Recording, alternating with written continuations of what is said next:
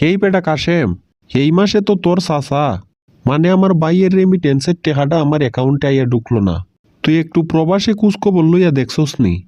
আমরার দেশে নেটওয়ার্ক যেভাবে অটোমেটিক বন্ধ হইয়া যায়গা, ঠিক কিভাবে রেমিটেন্স বুঝি অটোমেটিক বন্ধ হইয়া গেছে গা। এই আরামজাদা, তুই কি আমার সাথে ফাইজদামি শুরু করছস? নেটওয়ার্ক না ওই মাইনা নিলাম যে অটোমেটিক বন্ধ হইয়া জায়গা।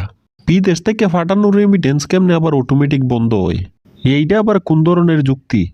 আরে এইটা তো আমি একটা কথার কথা কইলাম। গত কয়েকদিন যাবৎ বাংলাদেশের নেটওয়ার্ক বন্ধ থাকার কারণে ওই সময়ে তো রেমিটেন্স ফাটানো গেছে না। এখন যেহেতু আবার নেটওয়ার্ক নতুন কইরা খুলছে, এখন আমার যোগাযোগ কইরা দেখা লাগবো। তুই কি আসলেই আমার সত্যি কথাটা কইতাছস?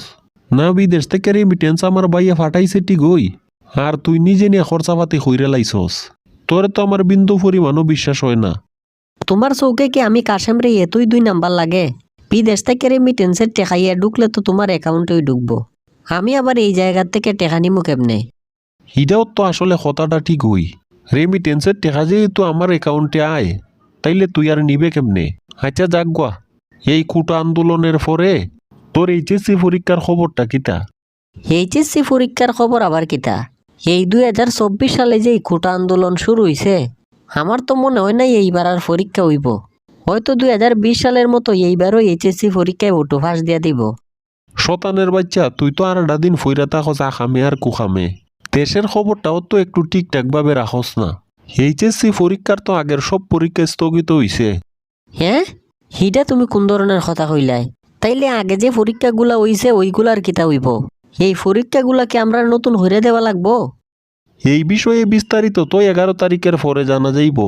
এইচএসসি পরীক্ষার সবগুলা পরীক্ষা যদি আবার নতুন কইরা নেয়, তাইলে তো তোর লাগে এটা আরো বালা হইল। নতুন কইরা খুব বালা কইরা তুই পরীক্ষাগুলা দিবে।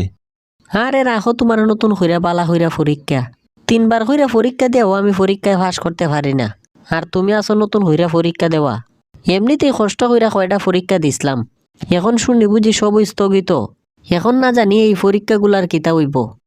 তোর যেই জাতের পড়ালেখার ধরন, 3বার তো অনেক কম। 30 বার হইরা পরীক্ষা দিলেও পরীক্ষায় পাস করতে পারতে না।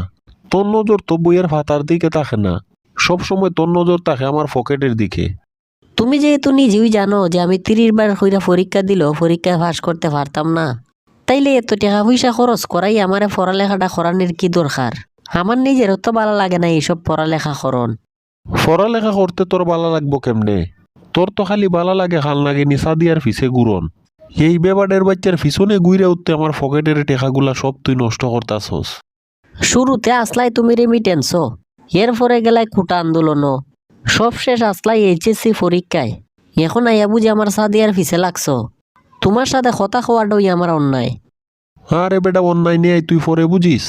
আগে আমার বাইয়ের রেমিটেন্সের খবরটা আমারে ঠিকঠাক ভাবে জানিনা দে। কমিশন হিসাবে আগে আমি কাশেমের পকেটে 5,000 টাকা রাখিয়া দিও, এরপরে কোন খবর লওয়া যায় আমি চিন্তা করে দেখমুনে। না, এর লইয়া তো আর কোনোভাবেই ফারা গেল না। না পারি কাশেমরে আটকায় রাখতে টেকাতে, আর না পারি বুদ্ধিতে।